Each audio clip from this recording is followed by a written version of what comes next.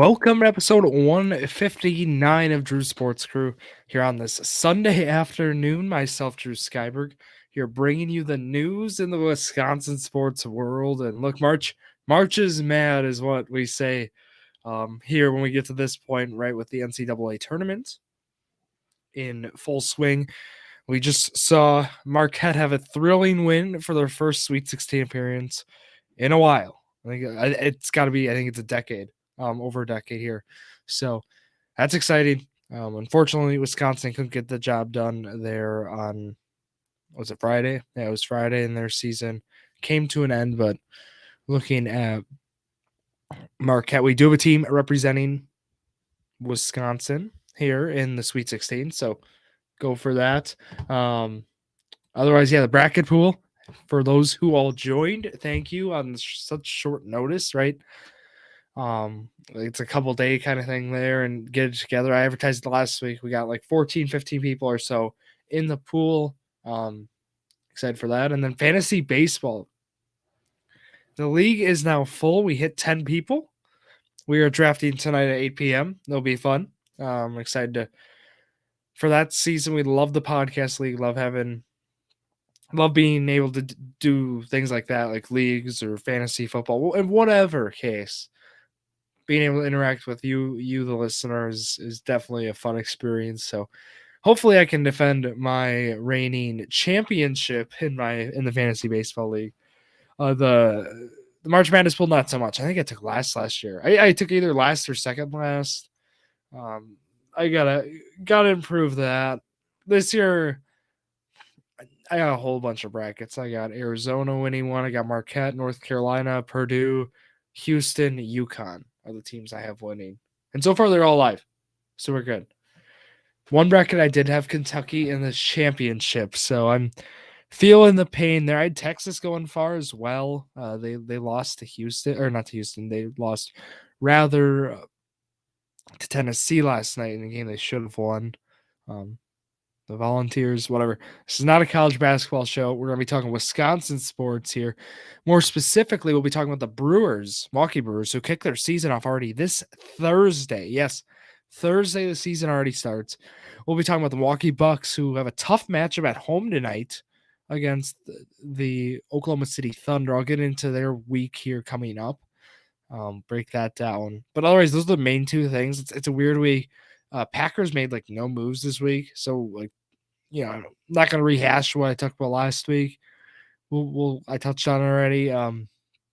If you want to hear football stuff, though, right, off season, we got it all on Journey to Million with myself, Drew Skyberg, along with Zach Rouse, Jared Valesky. Catch that Wednesdays. I'm not sure on recording time this week. I let you know on social media at Drew Sports Crew with a post in advance, just let you know what time around will be live Central Time. And where you can watch us live, YouTube, Twitch, and Kick. I do want to say as well, if you want to find more content, right, whether it's football content, Wisconsin sports content, betting content, all sorts of stuff, at your Sports Crew is your place to be. I'll do power rankings for Wisconsin sports, right? I mean, we have baseball. I just did the LB power rankings. Brewers did not crack the top 10, unfortunately. However, I do a Brewers and Bucks schedule preview for the upcoming week to just showcase how they are doing. Just for fun, I'll predict wins and losses, and then I'll break down the standings. We'll go through, right? You get to see my face once in a while. I'll break down some video or break down some rankings and such.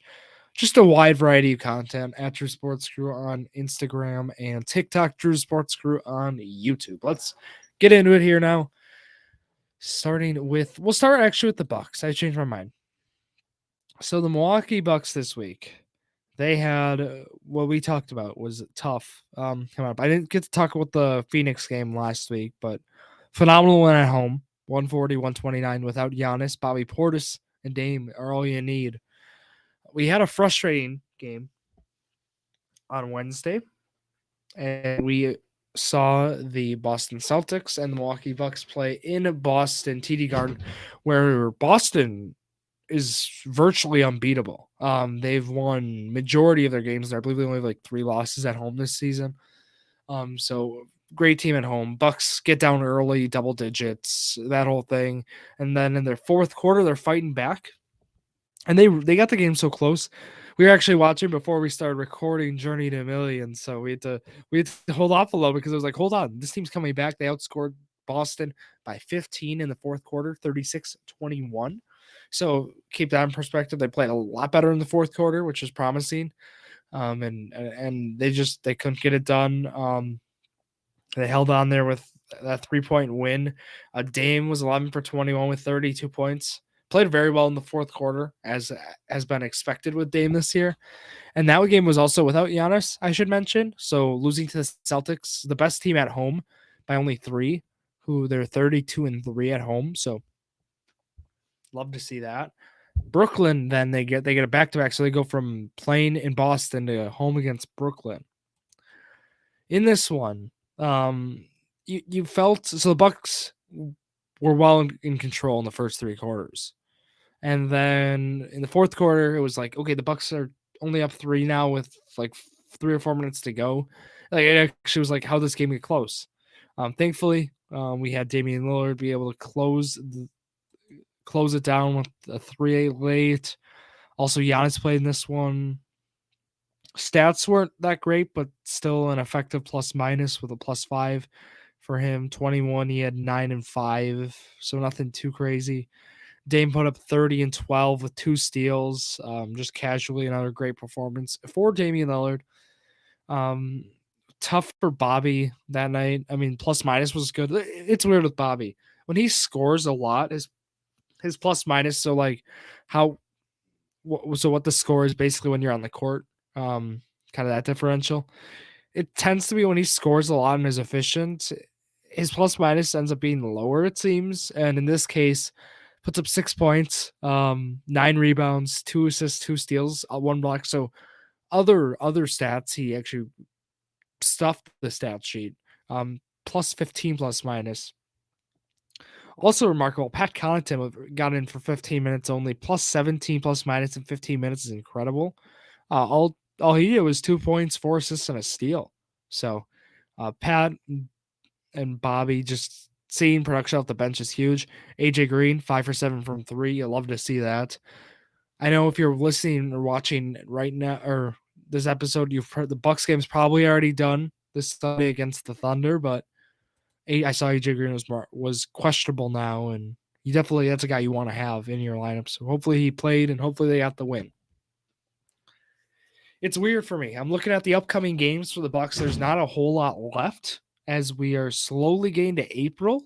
That means the regular season is slowly drifting away. It's slowly going away, and we have a good chunk of home games left still. Not many road games, thankfully. Only 5 more road games for the Bucks in the regular season, and then 7 home games. So, right, 12 games. Bucks are 45-25. So my math checks out. But really what we're looking at is, I talked about Bucks. They're definitely going to win at least 50 games, which we love to see. To lock up that 2 seed, I'm thinking based on how Cleveland's performed as of late, Donovan Mitchell's is going to be out for a few more days. It seems they're going to need to at least win half of these, or over half of these, rather. A 7-5 record should do it in terms of the East. I'll break down the standings too. But it's doable. There are tough games. We talked about them having the toughest last 4 games. One of the toughest ones, rather, in all of their last 5 games in all of basketball. Thankfully, though, they have New York, Boston, Orlando, those 3 at home.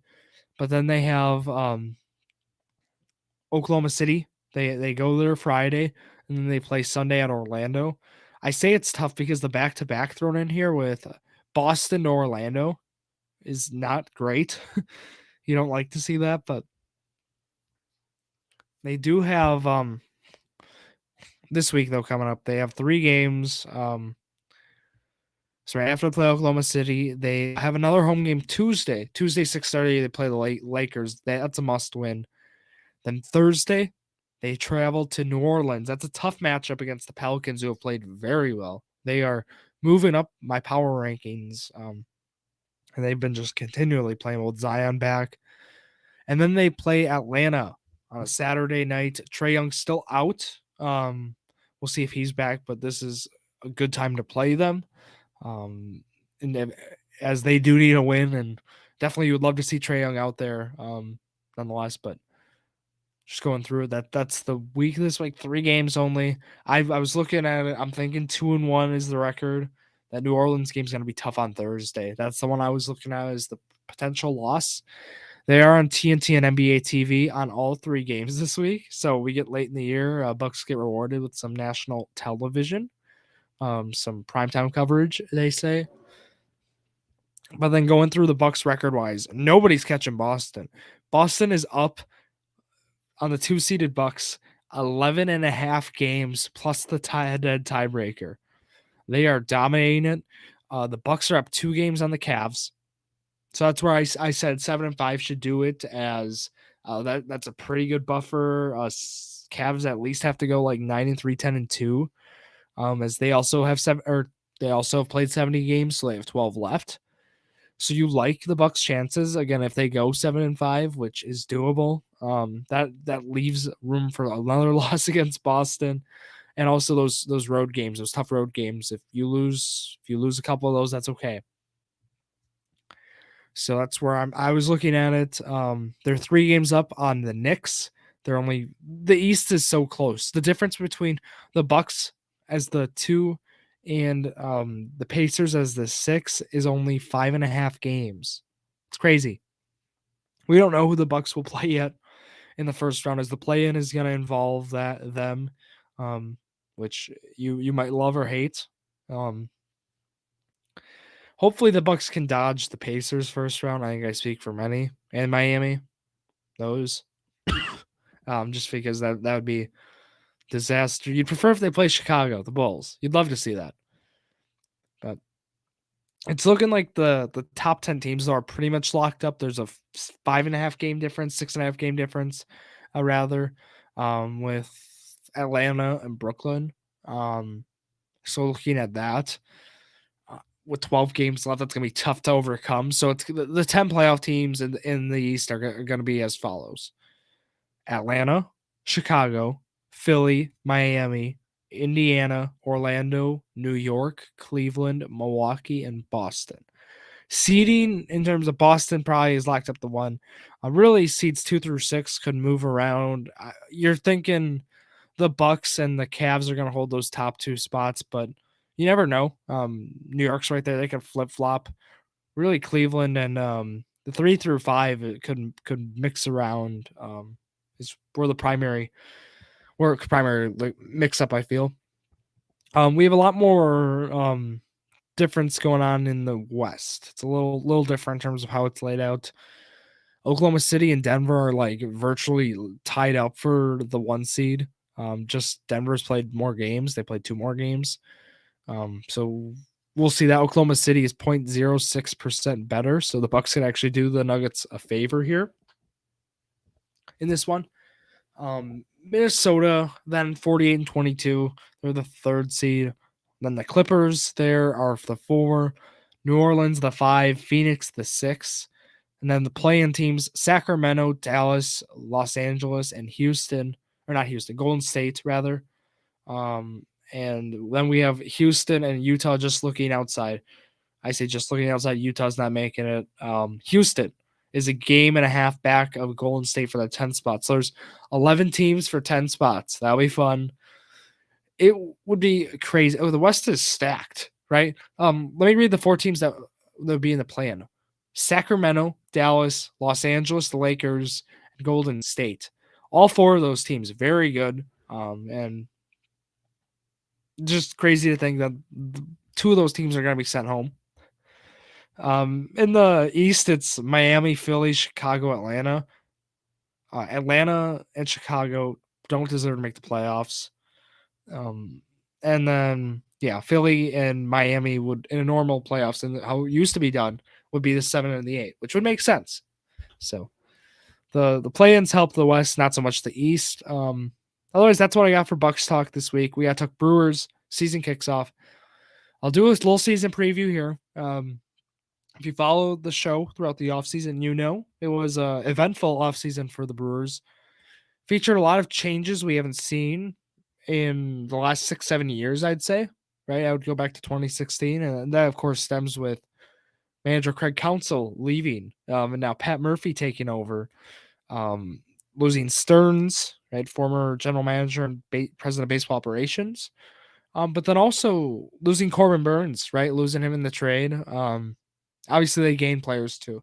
This team overall, it's been there's the new kids in town. It's what the Packers did last year. There's new athletes in town. There's new exciting young faces. We saw a glimpse of it last year with guys like Sal Frelick, Garrett Mitchell, when healthy. Those two especially stood out, and we're gonna see more of it, right? We saw Trang and Weimer last year as well. We saw Contreras get acquired, but what happened then is Jackson Churio comes up. He is going to make the opening day roster, right? The Brewers' greatest prospect in the last decade or so, right? Some people are saying go back to Ryan Braun. Some are saying go back to other guys. Point is, this is a very young Brewers team, and with that comes a lot of uncertainty. As in terms of the rotation, as here's your five starters projected this year: Freddie Peralta, Colin Ray, Jacob Junis, Joe Ross, and DL Hall. I would throw Wade Miley in there, but there's some injury concern if he's going to be ready or not for opening day. So that's what we're looking at. Add Miley back in the mix. There's 6 guys. Woodruff's out for this whole year. It was just announced. So what that means is there's a lot of uncertainty out of a lot of those guys. You know you're getting from Colin Ray. And I don't think it's a whole lot of good. If I'm saying he's your second starter. This is the first year, really, the Brewers starting rotation. You're kind of concerned. We're looking then at the bullpen. Bullpen remains familiar faces such as Trevor McGill, Joel Payamps, Abner Uribe, Holby Milner. We know Devin Williams will be out the first couple months. I talked about that on the show, 12 weeks or so. Elvis Peguero, Bryce Wilson, those guys included. So the bullpen remains strong. We talk more about the opening day lineup, I guess. Looking at what their lineup is going to be projected to look like, we saw it in a spring training game a couple weeks ago. I covered it. I'll go through it again. Garrett Mitchell in center, leading off, and then William Contreras batting second, Christian Yelich batting third, Rhys Hoskins batting fourth, Willie Adames batting fifth, Sal Frelick batting sixth. I'll go through positions that stand out. Otherwise, assume these are positions that would make sense for them.